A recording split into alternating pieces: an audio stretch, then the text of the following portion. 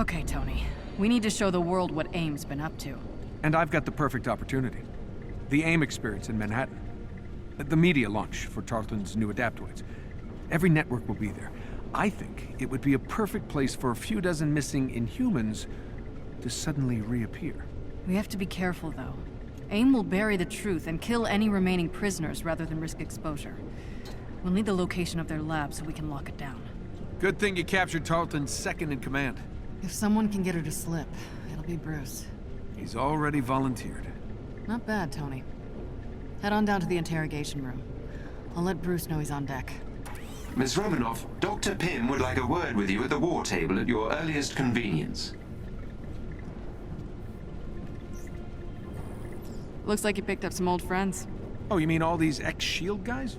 Yeah, Maria's putting her own band back together. She lent us some to run the critical systems. Glad to hear Commander Hill's still fighting the good fight.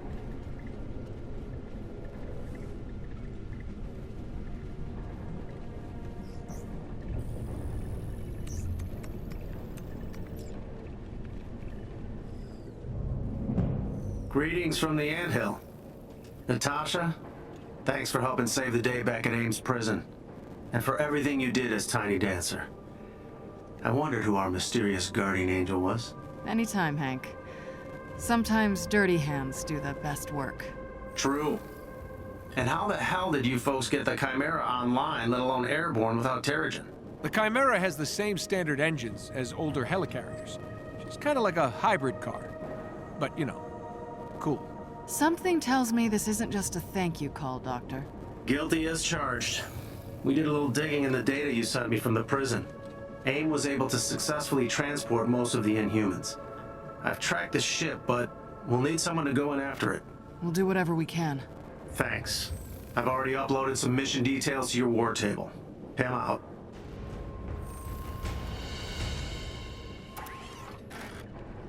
Miss Romanoff, welcome back to the Chimera. I have intel on the potential AIM defectors that you transmitted to me during your time as Tiny Dancer. I've marked a location on the war table that should be of interest to you. Thanks, Jarvis. It's good to have you handling mission details for me again. Just like old times, as they say. Chimera to field units, what's your status?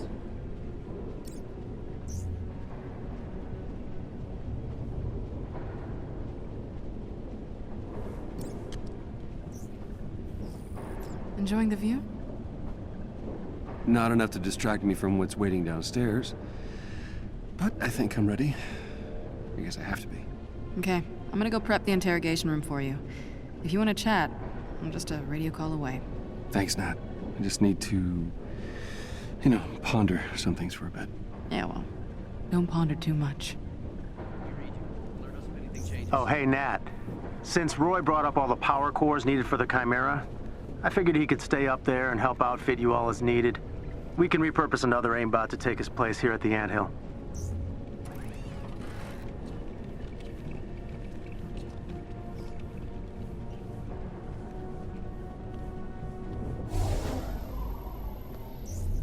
Thanks, Flight Control. Data received. Pushing forward. Nat, I'm about to talk to Monica. She's gonna try to manipulate you. You know that, right? I think I know Monica well.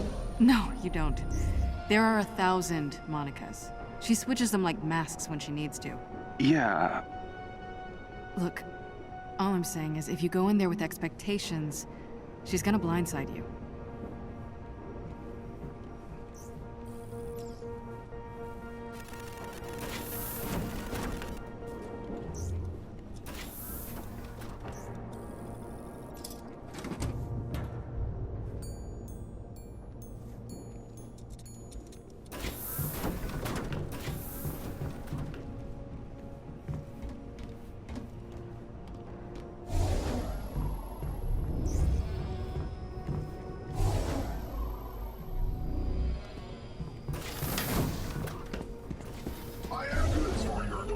if you're able.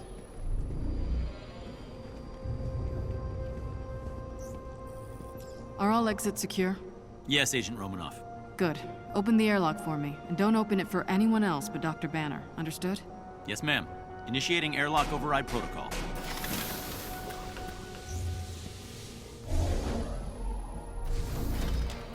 You've worked with Monica for a long time. She's changed, hasn't she?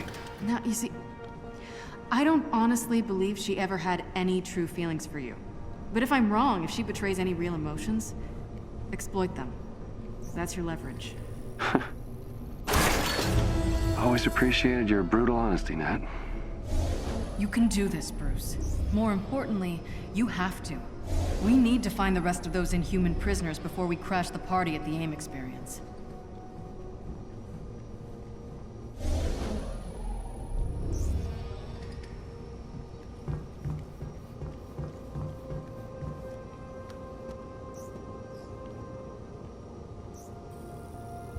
Can't wait to take the old girl for a spin.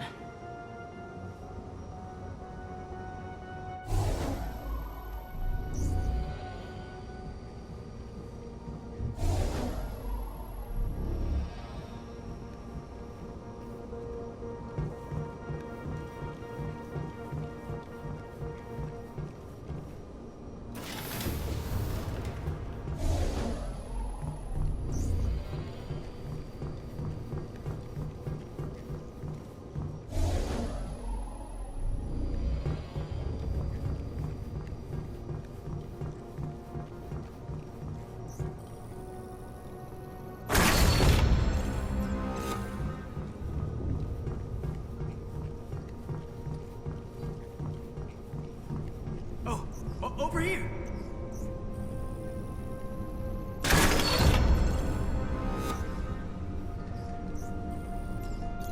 Oh, this is a dream come true. Take all the time you need.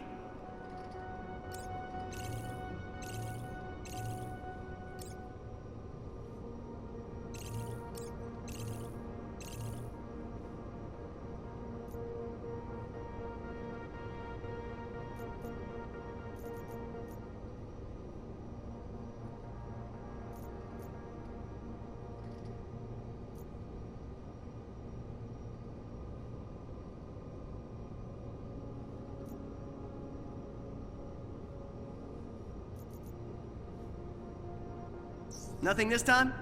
I'd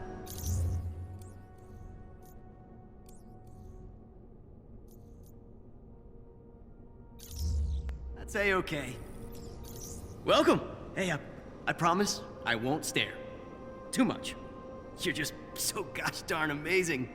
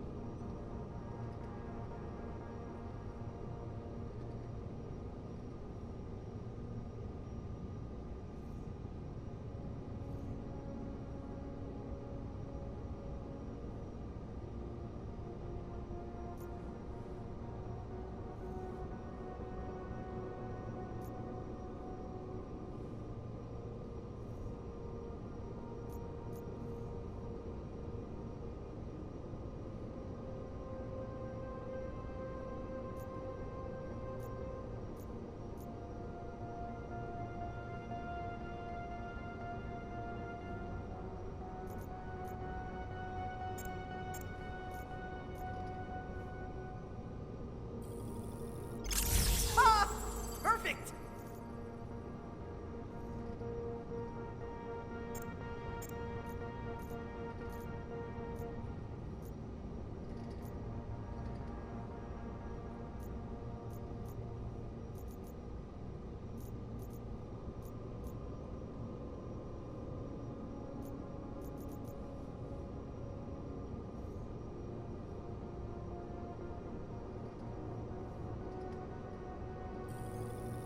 Always a pleasure.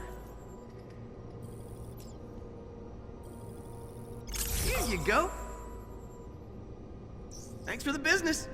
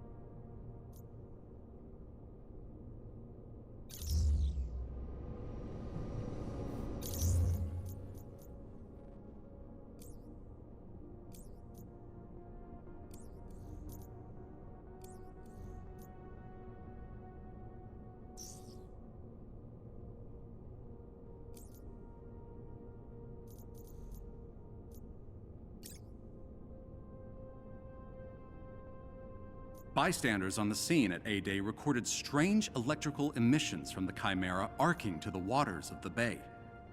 It was clear that something was happening aboard the helicarrier. With crowds fleeing in confusion and terror, the shaking dramatically increased in intensity.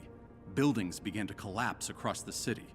Footage was captured of the Avengers desperately attempting to protect the crowds from the destruction, but it just wasn't enough.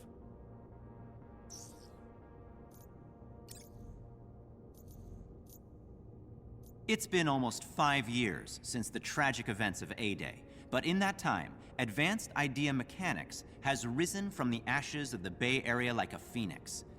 Under the visionary leadership of Dr. Tarleton, AIM has set out to do nothing less than transform the world. Dr. Tarleton's vision was simple.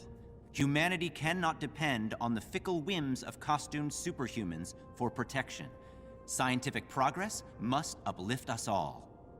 From that brave and innovative mission statement, AIM has become a world leader in industries once dominated or overshadowed by the Avengers: security, defense, and energy.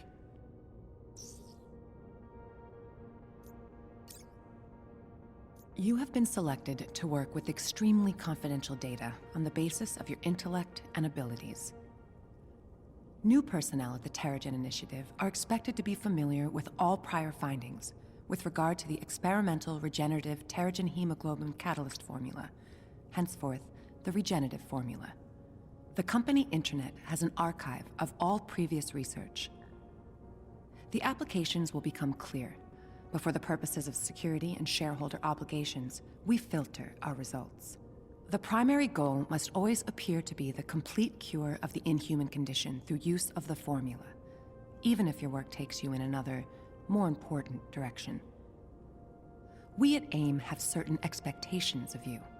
Failure to live up to expectations at this stage puts you in a dangerous position, operationally speaking. You have all been through rigorous vetting. We are working with arguably the most important discovery in the history of scientific inquiry. Do not disappoint.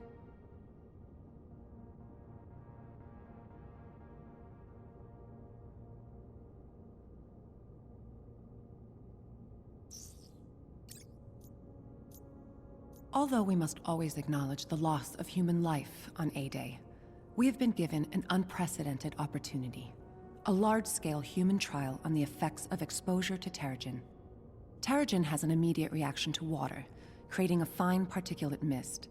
For a fraction of human subjects, this Terrigen mist has a profound transformative effect. We have since isolated a mitochondrial DNA shared by this subgroup. Thus far, only those we have dubbed inhuman have entered terrigenesis upon exposure.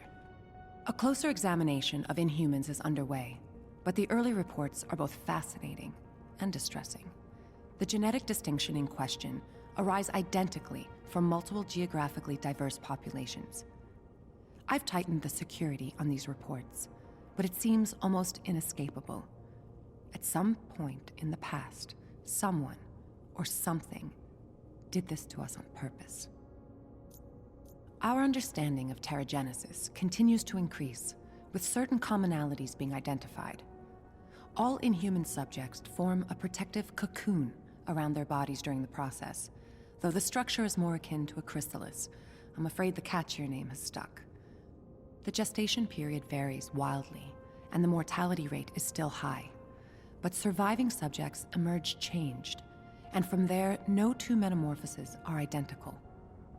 There also appears to be a psychosomatic component to the mutations, a connection between the consciousness of the subject and the change.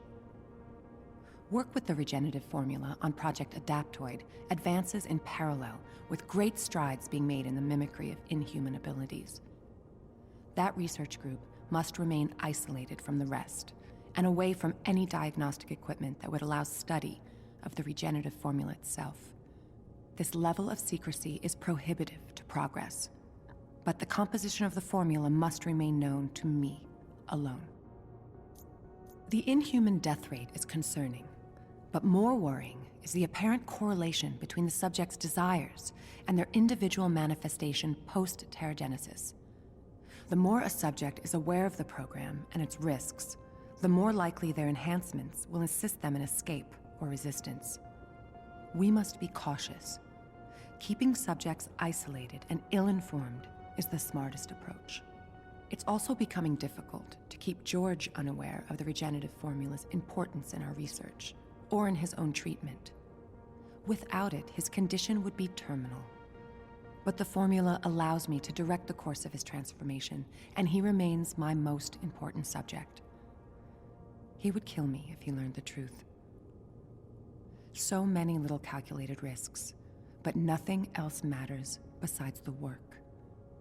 We're on the event horizon of nothing less than total human evolutionary apotheosis, or extinction.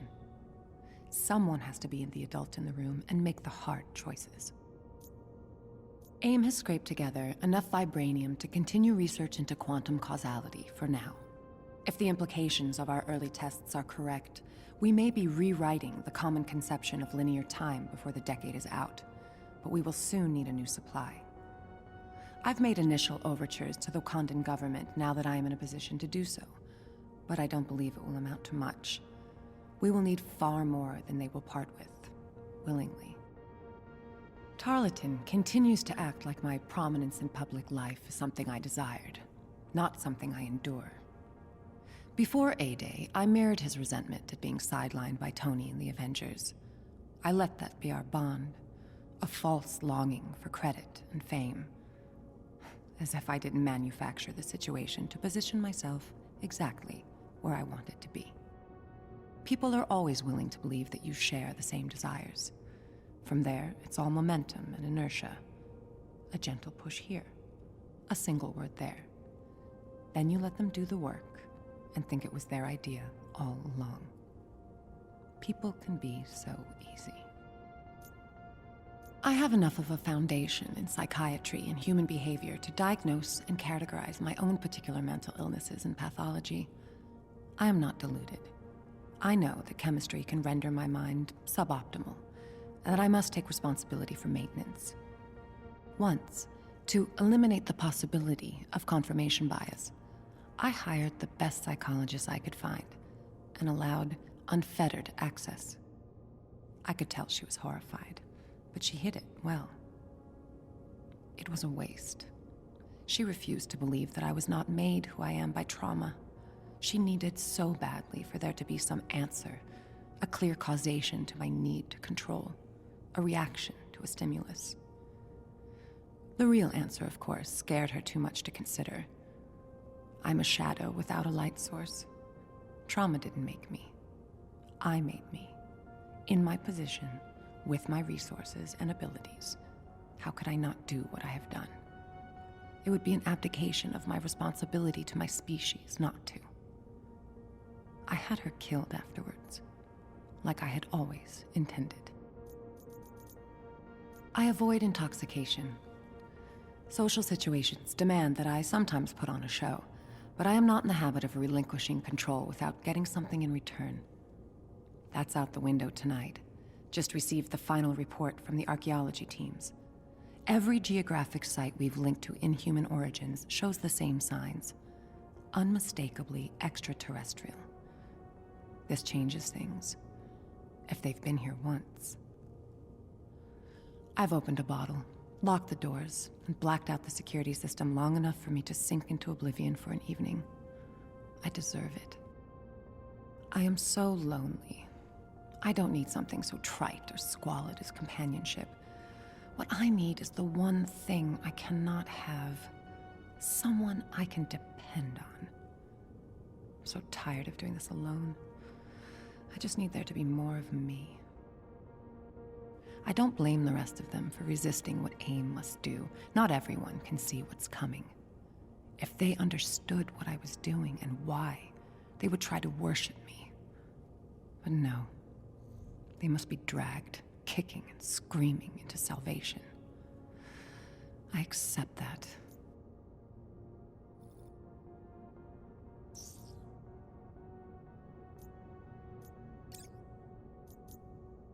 Listen closely, because I'm only going to say this once.